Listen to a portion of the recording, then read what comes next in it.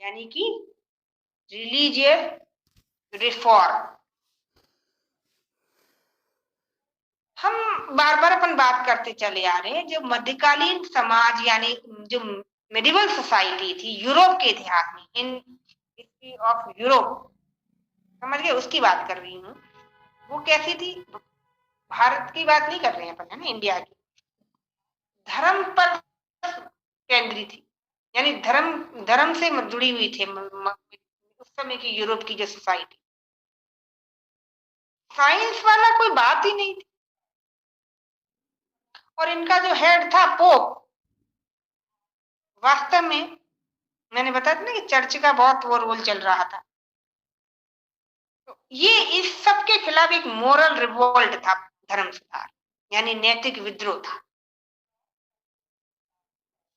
वास्तव में इस ये रिलीजियस रिफॉर्म हुए, इसके इसका क्या एम था, क्या गोल था, क्या उद्देश्य था इसका?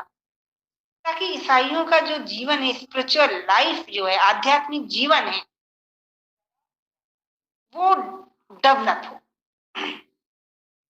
और जो पोप का जो पद है, जो उसका उसका जो रैंक है, उसका भ्रष्टाचार जो फैला रखा है, उसने करप्शन जो फैल रखा है, वो उस पर कंट्रोल,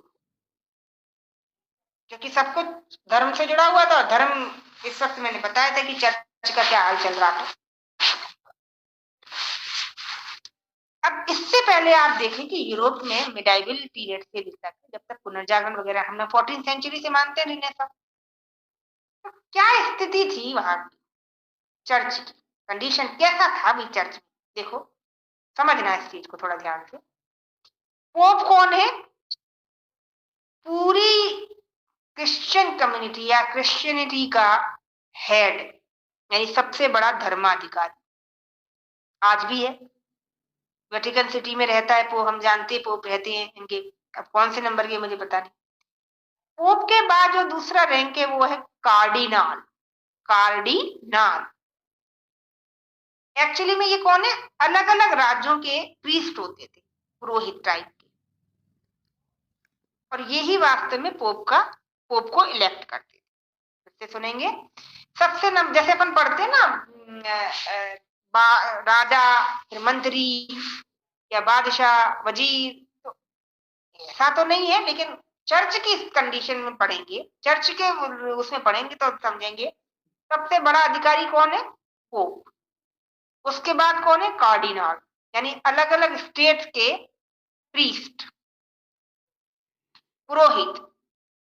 ये क्या करते थे? पोप को इलेक्ट करते थे। फिर नाम आता है पैट्रियार्क। पैट्रियार्क जो स्टेट में, पोप स्टेट में यानी राज्यों में पोप जिनको जिनको खुद रिप्रेजेंटेटिव बनाता था, नॉमिनेट करता था।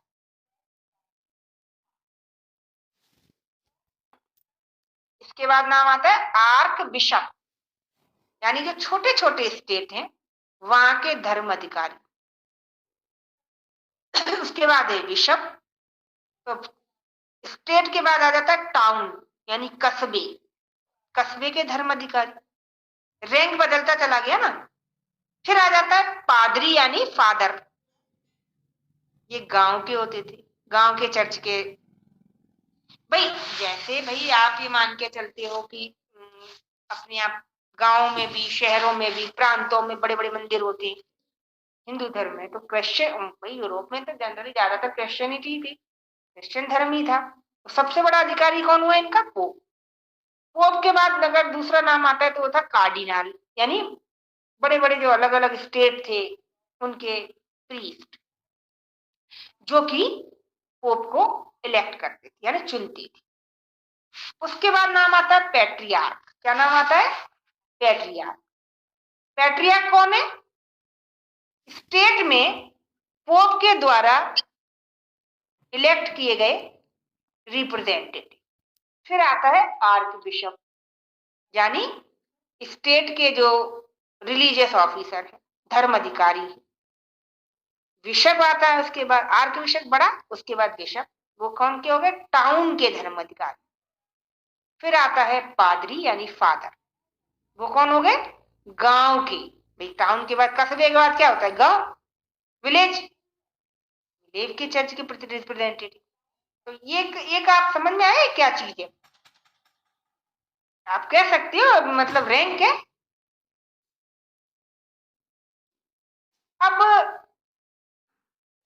जो ऑर्गेनाइज्ड वेस्ट क्रिसेंडम यानी ईसा का जो राज्य था, उसमें ना अंदर ही अंदर फूट पड़ गई थी, जो भी एक सुधार का बहुत बड़ा कारण था। यानी कि ईसा का जो राज वर्षों से चला आ रहा था भगवानी, उनकी इसमें भी फूट पड़ गई। इसके अलावा धर्म सुधार या रिलीजियस रिफॉर्म के एक कारण ये भी था कि चर्च में बहुत सारी करप्शन आ गए थे, बुराइयां आ गई थी,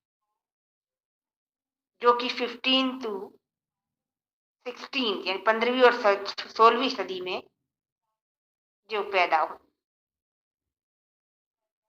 ये तो मैंने बताया।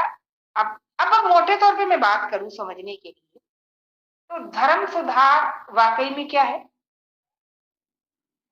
भाई धर्म में किसी प्रकार का कोई करप्शन आ गया, कोई बुराइयां आ गई, कुछ गलत चीजें जुड़ गई, जिसमें आम आदमी को तो परेशानी है, और जो उसके महान बड़े बड़े धर्म अधिकारी बने बैठे हैं वो फायदा उठा रहे हैं।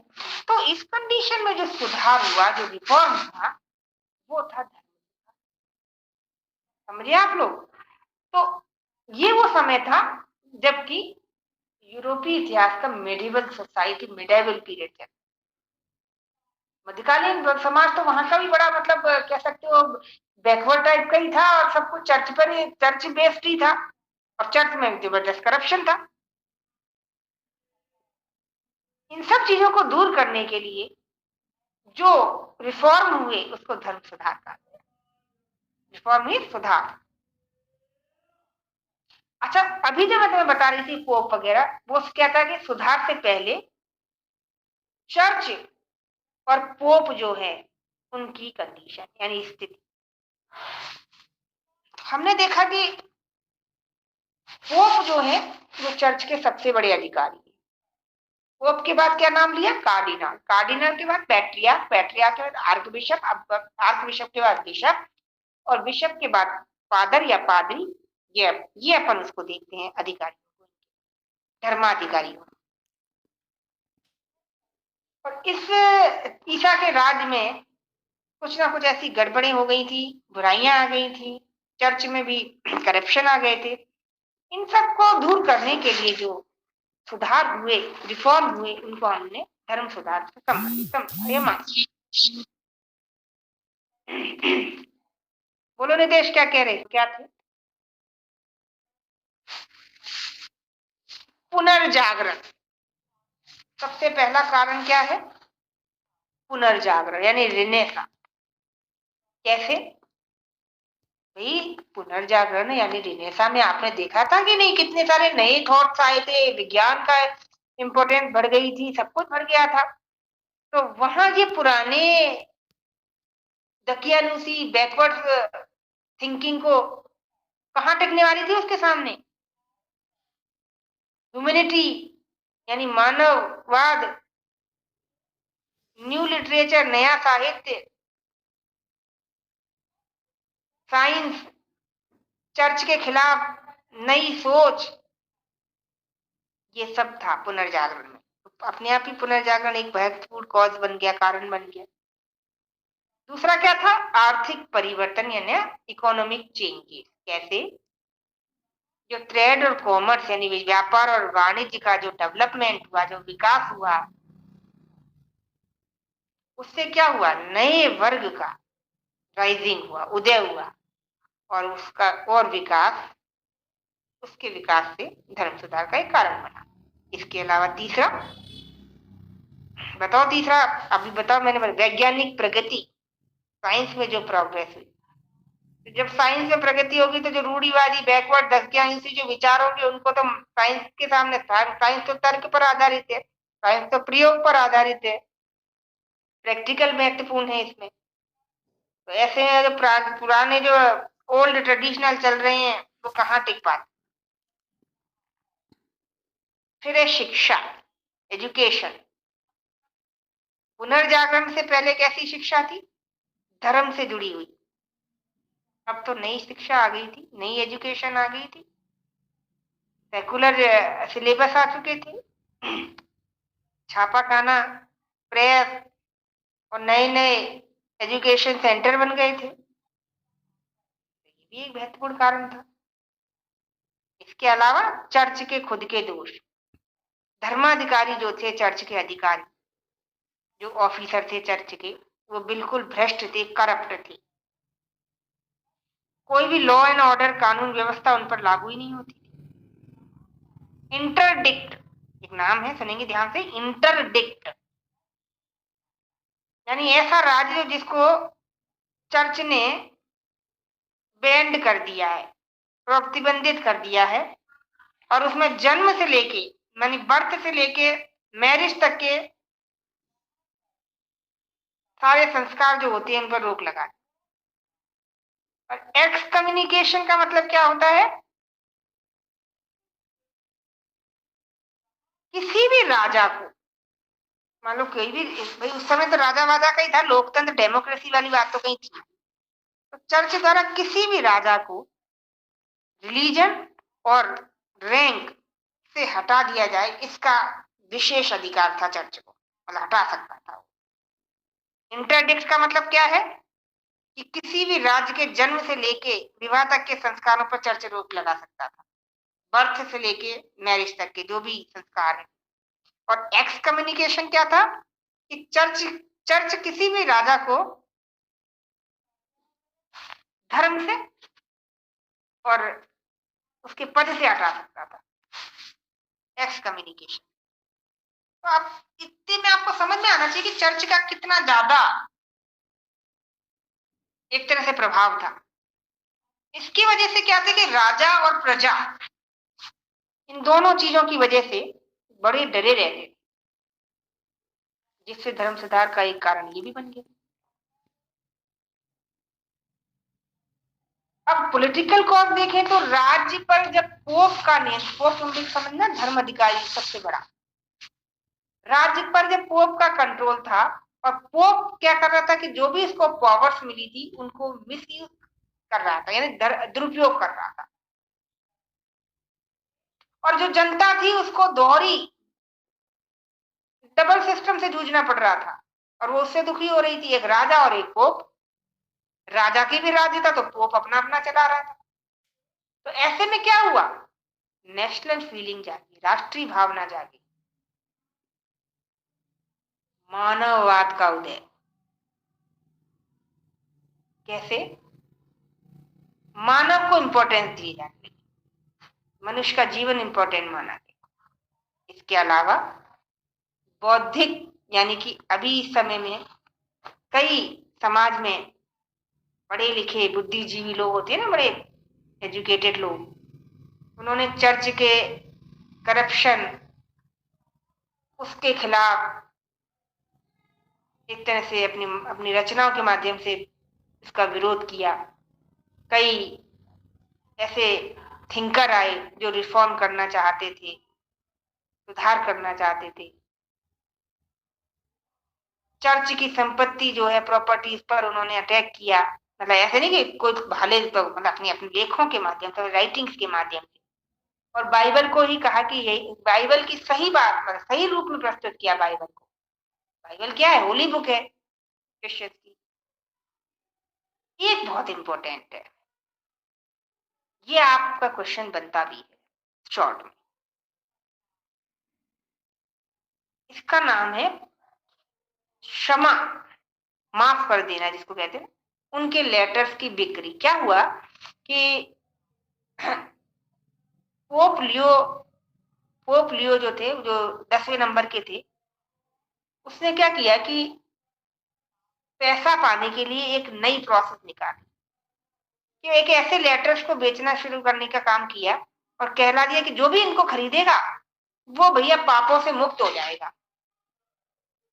और इसके लिए उसने एक फादर थे टेटजेन, उनको कहा कि तुम बेचो इनको, उसको अधिकार दिया। क्या ऐसा कोई पत्र बन सकता है या जिनको खरीदने से कोई पापों से मुक्त हो जाएगा? तो मार्टिन लूथर जो बहुत बड़े सुधारक थे, धर्म सुधारक, रिफॉर्मर, उन्होंने इसका विरोध किया। बेचारे लूथर को भी कुछ ना कुछ तो भुगतना ही पड़ता, उसको धर्म से ही बाहर कर दिया, बॉयकॉट कर दिया। अब बस यहीं से धर्म सुधार शुरू हो गया। मतलब जिसका कहते हैं ना, जैसे आपने पढ़ा था कि 1857 का रिवॉल्ट हुआ, तो उसके पीछे दुनिया भर के कारण थे। कोई सोशल भी था, तो इकोनॉमिक भी था, तो आपने देखा सैनिक भी था। तो लेकिन एक ऐसा कारण था जिससे क्रांति हो ही गई। वो कौन सी थी? कारतूस वाली। तात्कालिक कारण कहते हैं ना, जिससे घटना हो ही गई। तो इसमें क्या था, ये जो क्षमा पत्र थे ना, मतलब कि अगर तुम इनको खरीद लोगे तो तुमने कोई भी गुनाह किया होगा, उस सब से तुम बच जाओगे। ये तो कितनी गलत बात थी। क्या ऐसे कोई पत्र हो सकते, ऐसे कोई लेटर्स हो सकते? तो मार्टिन लूथर जो उस समय की बहुत बड़ी धर्मविद थे, धर्म सुधारक थे, उन्होंने इस सब का विरोध किया। और उनके विरोध के फलस्वरूप एक तरह से मान सकते हो कि धर्म सुधारक या यूरोप में धर्म सुधार, सोशल रिफॉर्म शुरू हो गया। इस टॉपिक को मैं कल वापस रिवाइज कराऊंगी ताकि तुम लोग को बिल्कुल क्लियर हो। और उसके बाद आएगा कि कौन कौन से इंपॉर्टेंट रिफॉर्मर थे इस समय, ठीक है, जिसमें आपके कई नाम आएंगे। मार्टिन लूथर भी आएगा, एरेस्मस भी आएगा, कॉल्विन बाद आएगा। ये कुछ नाम है, तो ये टिपिकल इतना नहीं लगेगा, लेकिन थोड़ा समझना तो पड़ेगा क्योंकि शब्द वर्ड्स नए होते हैं, ठीक है ना। तो आप उसको, अभी इसमें कोई घबराने वाली बात नहीं है। थोड़ा थोड़ा क्या होता है कि किसी चीज को अपन पकड़ते जाते हैं तो उसमें उसको पकड़ने में थोड़ा समय लगता है, एकदम से वो चीजें हमें याद नहीं होती, ठीक है। तो इसमें घबराने वाली बात नहीं है, हम उनको रिपीट करते रहेंगे, वो आपको याद हो जाएगी। और पूछ लो